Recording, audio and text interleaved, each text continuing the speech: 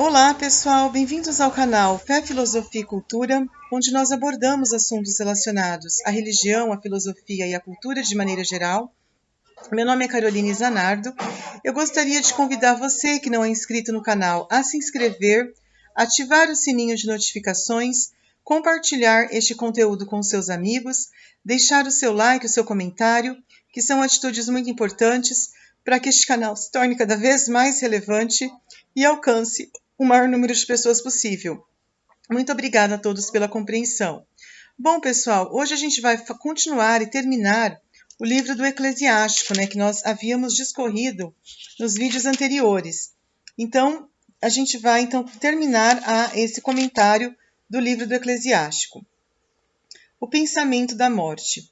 Ó morte, como tua lembrança é amarga, para o homem que vive em paz no meio dos seus bens, para o homem tranquilo e afortunado em tudo, e que ainda se encontra em condição de saborear o alimento. Ó morte, tua sentença é suave para o indigente, cujas forças se esgotam, para quem está no declínio da idade, carregado de cuidados, para quem não tem mais confiança e perde a paciência. Não temas a sentença da morte.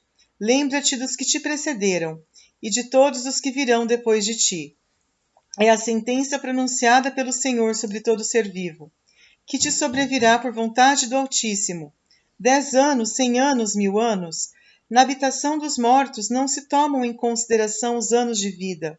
Os filhos dos pecadores tornam-se objetos de abominação, assim como os que frequentam as casas dos ímpios. A herança dos filhos dos pecadores perecerá. O opróbrio prende-se à sua posteridade. Os filhos de um homem ímpio queixam-se de seu pai, porque é por sua culpa que estão envergonhados. Desgraçados de vós, homens ímpios, que abandonastes a lei do Senhor, o Altíssimo. Se nasceis, é na maldição, e quando morrerdes, tereis a maldição como herança.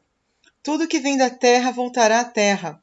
Assim os ímpios passam da maldição à ruína. Os homens se entristecem com a perda de seu corpo, porém até o nome dos ímpios será aniquilado. Cuidai em procurar para ti uma boa reputação, pois esse bem te será mais estável que 1000 tesouros grandes e preciosos. A vida honesta só tem um número de dias, a boa fama, porém, permanece para sempre. Então aqui é muito claro, falando que a morte, como se diz no popular, não marca a hora, ela é algo inevitável, faz parte da condição humana. E a lembrança dela é amarga, é algo que ninguém gosta de pensar. Principalmente aquela pessoa que vive no meio de bens, que vive em paz, que vive tranquilo e afortunado em tudo. Essa pessoa, para ela, é muito amarga, mas para aquelas pessoas que são desafortunadas, indigentes, que são sem forças, que não têm mais confiança, perdem a paciência, para essas pessoas ela é suave. Elas não devem temer. Por quê? Porque essa pessoa, ela não está fazendo nada de errado, ela está fazendo tudo certo. Então, ela só é ruim para quem não faz o bem. Mas para aquela pessoa que vive de acordo com os desígnios divinos, a lembrança dela é suave. Aqui fala que os pecadores, os ímpios, eles são abominados diante dos olhos de Deus. Na verdade, essas pessoas, a lembrança delas será aniquilada, e é por própria culpa que elas envergonham os outros, Elas acham, às vezes, que os outros são motivo de vergonha. É porque você não usa uma roupa X, uma roupa Y, porque você não fala desse jeito, não fala daquele, porque você não tem esse comportamento, não tem esses modos, não tem esse jeito, não tem um jeito assim, assado, mas na verdade essas pessoas é que são condenadas por Deus, não é aquele fraco, indigente, aquela pessoa às vezes simples, é muito pelo contrário. Muitas vezes se imagina que aquela pessoa opulenta, que se veste muito bem, que fala muito bem, é que é agradável a Deus. Não, o que é agradável é aquilo que é desprezado pelo mundo, aquilo que é considerado fraco pelo mundo, aquilo que é maltrapilho para o mundo. Esse sim é uma pessoa que tem valor diante dos olhos de Deus, e não aquelas pessoas que querem ser os tais, os donos da cocada preta, aquelas pessoas que querem ser os donos do mundo. E fala que realmente o opróbrio, a herança dos ímpios perecerá. Entendeu? Os ímpios, eles são homens desgraçados, eles abandonaram a lei do Altíssimo. Quando eles nascem na maldição e quando morrer, vai ser na maldição. Os ímpios vão passar a ruína. o nome dele será aniquilado. Quão importante é a pessoa buscar uma boa reputação, ela viver de acordo com os princípios divinos, ter uma ética, ter uma verdade no que faz. Como isso é agradável a Deus, coisas que os ímpios não entendem. Verdadeira e falsa vergonha. Meus filhos, guardai em paz meu ensinamento, pois uma sabedoria oculta é um tesouro invisível. Mas que servem essas duas coisas? Mais vale um homem que dissimula sua ignorância que um homem que oculta sua sabedoria. Tende, pois, vergonha do que vou dizer, porque não é bom ter vergonha de tudo. E nem todas as coisas agradam, na verdade, a todos. Envergonhai-vos da fornicação diante de vosso pai e de vossa mãe, e da mentira diante do que governa e do poderoso, de um delito diante do príncipe e do juiz, da iniquidade diante da assembleia e do povo, da injustiça diante de teu companheiro e de teu amigo, de cometeres um roubo no lugar onde moras, por causa da verdade de Deus e de sua aliança. Envergonha-te de pôr os cotovelos sobre a mesa, de usar o de fraude no dar e no receber, de não responder àqueles que te saúdam, de lançar os olhos para uma prostituta, de desviar os olhos de teu próximo, de tirar o que a ele pertence sem devolver-lhe. Não olhes para a mulher de outrem, não tenhas intimidade com tua criada, e não te ponhas junto do teu leito. Envergonha-te diante de teus amigos de dizer palavras ofensivas. Não censures o que te deste. Não repitas o que ouviste, não reveles um segredo. Assim estarás verdadeiramente isento de confusão, e acharás graça diante de todos os homens. Não te envergonhes de tudo o que vou dizer, e não faças acepção de pessoas até o ponto de pecar. Não te envergonhes da lei da aliança do Altíssimo, de uma sentença que justifique o ímpio, de um negócio entre teus amigos estranhos, da doação de uma herança em favor de teus amigos. Não te envergonhes de usar uma balança fiel e de peso certo, de adquirir pouco ou muito, de não fazer diferença na venda e com os mercadores, de corrigir frequentemente os teus filhos, de golpear até sangrar as costas de um escravo ruim. Sobre uma mulher má é bom pôr-se o selo, onde há muitas mãos emprega a chave. Conta e pesa tudo o que entregas, assenta o que dás e o que recebes. Não te vergonhes de corrigir o insensato e o tolo. Não te vergonhes dos anciãos julgados pelos jovens. Assim te mostrarás verdadeiramente instruído e serás aprovado por todos. Então aqui fala o quão é importante você ter vergonha das coisas que merecem serem vergonha. Como eu falei anteriormente, os filhos dos ímpios, eles são abominados, e aqueles pais que os mal educaram são piores do que eles. É por culpa deles que os filhos deles passam vergonha. Olha como é sério isso. É importante a gente entender que um homem que tem a sabedoria, ela não vai ter, ela não vai ter vergonha. Não é bom a gente ter vergonha de tudo, entendeu? Na verdade, a gente tem que se envergonhar do quê? Das coisas abomináveis a Deus, da fornicação, da mentira, da iniquidade, da injustiça, do roubo, de fazer coisas erradas, de desviar os olhos do teu próximo, né? Você tem que se envergonhar das coisas que merecem ser envergonhadas. Então, essa é a verdadeira vergonha, não aquela vergonha, às vezes, por você ter uma roupa muito. Vamos supor, eu tenho vergonha de usar essa roupa porque é feia. Eu tenho vergonha de cortar o cabelo desse jeito porque é feio. Não é desse tipo de vergonha que você tem que ter. Não é vergonha dos outros por você ser pobre. Não é vergonha dos outros por você ser uma pessoa, às vezes, que tem uma autenticidade no seu proceder. É de coisas feias que você tem que ter vergonha. Como cuidar de uma filha? Uma filha é uma preocupação secreta para seu pai. O cuidado dela tira-lhe o sono. Ele teme que passe a flor de sua idade sem se casar, ou que casada torne-se odiosa para o marido. Receia que seja seduzida na sua virgindade e que se torne grávida na casa paterna. Teme que casada ela viole a fidelidade ou que em todo caso seja estéril. Exerce severa vigilância sobre uma filha libertina, para que ela não te exponha aos insultos dos teus inimigos, e te torne o assunto de troça da cidade, o objeto de mofa pública, e te desonres os olhos de toda a população. Não detenhas o olhar sobre a beleza de ninguém. Não te demores no meio de mulheres, pois assim como a traça sai das roupas, assim a malícia do homem vem da mulher.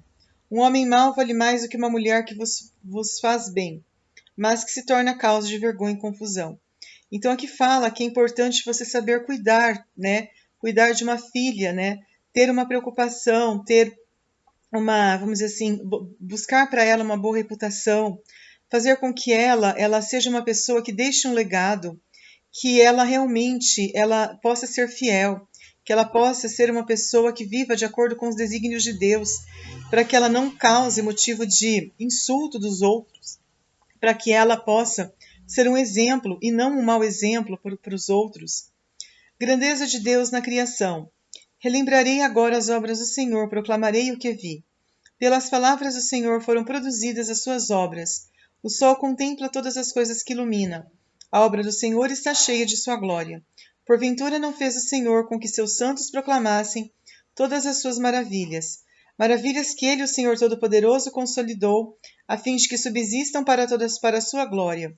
Ele sonda o abismo e o coração humano, e penetra os seus pensamentos mais sutis. Pois o Senhor conhece tudo o que se pode saber. Ele vê os sinais dos tempos futuros, anuncia o passado e o porvir, descobre os vestígios das coisas ocultas. Nenhum pensamento lhe escapa, nenhum fato se esconde aos seus olhos. Ele enalteceu as maravilhas de sua sabedoria. Ele é antes de todos os séculos e será eternamente. Nada se pode acrescentar ao que ele é, nem nada lhe tirar. Não necessita do conselho de ninguém. Como são agradáveis as suas obras!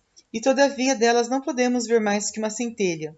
Essas obras vivem e subsistem para sempre, e em tudo o que é preciso, todas lhe obedecem. Todas as coisas existem duas a duas, uma oposta à outra. Ele nada fez que seja defeituoso. Ele fortaleceu o que cada um tem de bom. Quem se saciará de ver a glória do Senhor? Então aqui fala, né, que Deus ele é soberano na criação. Ele é um ser grande, ele fez coisas grandiosas. Pela sua palavra, ele produziu todas as coisas, o sol que ilumina, maravilhas que ele fez, né, o Senhor Todo-Poderoso. Ele conhece tudo, né? Ele conhece os sinais dos tempos, ele sonda o coração humano. Nenhum pensamento lhe escapa, nada se esconde aos seus olhos. Nada se pode acrescentar o que ele é, nada lhe tirar. Ele não necessita do conselho de ninguém, entendeu? Na verdade, a gente não pode ver mais do que uma centelha, do que na verdade Deus é. As obras dele, elas vivem e subsistem. Todas as coisas lhe obedecem, entendeu? Então, na verdade, Deus, ele é eterno. Deus é um ser que ele, com certeza, é o soberano do mundo, é o supremo do mundo. A criação. O firmamento nas alturas é a sua beleza. O aspecto do céu é uma visão de glória. O sol aparecendo na aurora anuncia o dia. A obra do Altíssimo é um instrumento admirável. Ao meio-dia queima a terra quem resiste ao seu ardor. Ele conserva uma fornalha de fogo por efeito de seu calor. O sol queima 3 vezes mais as montanhas, despedindo raios de fogo cujo resplendor deslumbra os olhos. Grande é o Senhor que o criou, por sua ordem lhe apressa o seu curso. A lua em todas as suas fases regulares, a marca do tempo e o sinal do futuro. É a lua que determina os dias de festa, sua luz diminui a partir da lua cheia. Ela que dá nome ao mês, sua claridade exerce de modo admirável até ficar cheia. É um sinal para os exércitos do céu, que lança no firmamento um glorioso esplendor. O brilho das estrelas faz a beleza do céu. O Senhor ilumina o mundo nas alturas. A palavra dos santos estão prontas para o julgamento. São indefectivelmente vigilantes. Observa o arco-íris e bendiz aquele que o fez. É muito belo no seu resplendor. Faz a volta do céu num círculo de glória. São as mãos do Altíssimo que o estendem. O Senhor, com uma ordem, faz cair subitamente a neve. Acelera a marcha dos raios de seu juízo. Por essa causa se abrem as suas reservas e voam as nuvens como pássaros. Por sua grandeza condensa as nuvens, e as pedras de granizo caem em estilhaços. As montanhas são abaladas quando ele aparece. Por sua vontade sopra o vento do sul. O estrondo do trovão fere a terra, assim como a tempestade do aquilhão e o turbilhão dos ventos. Espalha a neve como pássaros que pousam, como gafanhotos que se abatem sobre a terra. O olhar encanta-se com o brilho da sua alvura. O coração fica atônito ao vê-lo cair. Deus espalha as geadas sobre a terra como sal. Quando as águas se congelam, tornam-se como pontas de cardo. Quando sopra o vento frio do aquilão, a água gela como o cristal que repousa sobre toda a massa líquida, e veste as águas como se fosse uma couraça. A geada devora os montes, queima os desertos, resseca como fogo tudo que é verde. O remédio para isso é o rápido aparecimento de um aguaceiro. O orvalho, após o frio, atenua o rigor do gelo. A palavra de Deus faz calar o vento, só com seu pensar apazigua o abismo. no meio do qual o Senhor plantou as ilhas. Os que navegam sobre o mar contam os seus perigos. Ouvindo-os ficaremos arrebatados de admiração. Ali se encontram grandes obras e maravilhas, animais de toda espécie e criaturas monstruosas. Por ele, tudo tende regularmente para a sua finalidade. Tudo foi disposto conforme a sua palavra. Diremos muitas coisas, porém faltarão palavras. Mas o resumo de nosso discurso é este: ele está em tudo. Que podemos nos fazer para glorificá-lo? Pois o Todo-Poderoso está acima de todas as suas obras.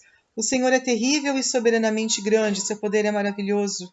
Glorificai o Senhor quando puderdes, que ele ficará sempre acima, porque admirável a sua grandeza. Bendizei o Senhor, exaltai-o com todas as vossas forças, pois ele está acima de todo louvor. Enaltecendo, reuni todas as vossas forças. Não desanimeis, jamais chegareis ao fim. Quem poderá contar o que dele viu? Quem é capaz de louvá-lo como ele é desde os primórdios? Muitos segredos são maiores que tudo isso, só vemos um pequeno número de suas obras.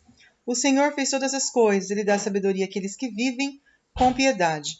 Então aqui fala que Deus, ele é soberano, conforme eu falei. Ele criou tudo, tudo foi feito por ele, para ele. Ô mãe, encosta a porta aí para mim. Tudo foi feito por ele, tudo é feito para ele. Ô mãe, eu não... Pode fechar aí. Tudo foi feito por ele, tudo foi feito para trazer vida à terra. O firmamento, tudo, o aspecto do céu, o sol, a obra do Altíssimo é admirável. Tudo é feito por ele, né? Nada escapa aos olhos dele, como nós vimos anteriormente. Deus é soberano em todas as suas obras. Às vezes alguém pode achar que veio do acaso, que veio de uma explosão cósmica, que veio do Big Bang, que veio da... Eu não sei, muita gente vem com teorias científicas para explicar a criação, mas aqui fala que foi tudo feito pelo Altíssimo. Por sua grandeza, ele condensa as nuvens, tudo o que ele fez, as montanhas, tudo, o estrondo do trovão, a neve, a geada, o vento, tudo, a água gelada, tudo é feito pela vontade dele, nada é feito pela vontade do homem. O homem não seria capaz de fazer um prodígio sequer por ele mesmo. O homem não tem esse poder, por mais que ele tenha tecnologia, por mais que ele tenha ciência, por mais que ele tenha sabedoria humana, só que ele não tem o conhecimento supremo, ele não tem essa sabedoria divina que ultrapassa toda a inteligência humana. O homem é limitado, e esse mesmo homem um dia será aniquilado. Por quê? Porque, como nós falamos anteriormente, a maioria dos homens que vivem na Terra são pessoas que elas não temem a Deus, a maioria. Foi Deus que criou, e esses homens eles se comportam como extraterrestres, porque só uma pessoa que não pensa em racional, que não corresponde a essa criação de Deus. São os irracionais que agem assim. São os macacos. Por isso que alguém alega às vezes que o homem veio do macaco. Por quê? Porque o macaco é um ser irracional. E teria lógica, porque o ser humano é tão irracional quanto o macaco. Só que, ao contrário do que eles acreditam, o homem não veio do macaco. Foi Deus que o criou. E esse Deus, ele dotou o homem de razão, ao contrário dos irracionais que são os animais. Então, não tem sentido o homem se comportar como irracional. Exatamente por ele se comportar como um animal irracional, é que ele será aniquilado. Por quê? Porque ele se tornou, se comportando como irracional, ele se tornou pior que um irracional. Porque quando a gente vê um exemplo, um chimpanzé matando pessoas, porque eles são extremamente territoriais. Os gorilas dá até um desconto, por quê? Porque eles são seres irracionais. Agora, quando você vê o homem fazendo isso, não tem desculpa. Por quê? Porque Deus dotou o homem de inteligência, Deus dotou o homem de racionalidade, de sabedoria. Portanto, essas pessoas que fazem isso são as pessoas que serão aniquiladas por Deus. Porque Deus, ele não criou o homem dessa maneira. O homem, ele se tornou dessa maneira, é diferente. O homem se corrompeu, como diz Rousseau. O homem nasce bom, é o sistema do mundo que o corrompe. O homem não foi criado para ser irracional. Portanto, o homem será destruído por Deus um dia. Então, agora a gente vai então realmente só terminar aqui falando sobre o elogio dos antepassados, né, um comentário sobre isso. Façamos o elogio dos homens ilustres, que são nossos antepassados em sua linhagem. O Senhor deu-lhes uma glória abundante, desde o princípio do mundo, por um efeito de sua magnificência. Eles foram soberanos em seus estados, foram homens de grande virtude, dotados de prudência. As predições que anunciaram adquiriram-lhes a dignidade de profetas. Eles governaram os povos do seu tempo e, com a firmeza de sua sabedoria, deram instruções muito santas ao povo. Com sua habilidade, cultivaram a arte das melodias. Publicaram os cânticos das criaturas. Homens ricos de virtude, que tinham gosto pela beleza, e viviam em paz em suas casas. Todos eles adquiriram fama junto de seus contemporâneos, e foram a glória de seu tempo. Aqueles que deles nasceram deixaram um nome que publica seus louvores. Outros hados que não se tem lembrança, pereceram como se nunca tivessem existido. Nasceram eles e seus filhos como se não tivessem nascido. Os primeiros, porém, foram homens de misericórdia. Nunca foram esquecidas as obras de sua caridade. Na sua posteridade permanecem os seus bens. Os filhos de seus filhos são uma santa linhagem, e seus descendentes mantêm-se fiéis às alianças. Por causa dele, seus filhos permanecem para sempre, e sua posteridade, assim como sua glória, não terá fim. Seus corpos foram sepultados em paz, seu nome vive de século em século. Proclamem os povos sua sabedoria, e cante a assembleia os seus louvores. Olha como é lindo isso, né, que fala.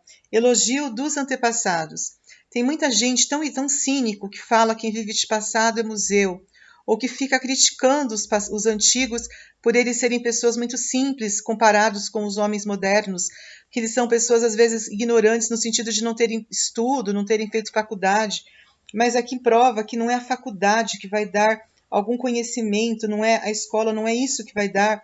São pessoas dignas, pessoas de grande virtude, pessoas que tinham glória, pessoas que tinham nobreza de caráter, pessoas que tinham prudência, pessoas que tinham a capacidade de amar, pessoas que tinham gosto pela beleza, pessoas que viviam em paz, pessoas que adquiriram a glória, pessoas que deixaram um nome para os outros, pessoas que realmente deixaram um legado. E essas pessoas, às vezes outras pessoas, nasceram e deixaram um nome que não faz nada, pessoas que não se têm lembrança, pessoas que pereceram como se nunca tivessem existido, pessoas que não foram ilustres, que não foram pessoas de honra, mas os primeiros, porém, foram homens de misericórdia.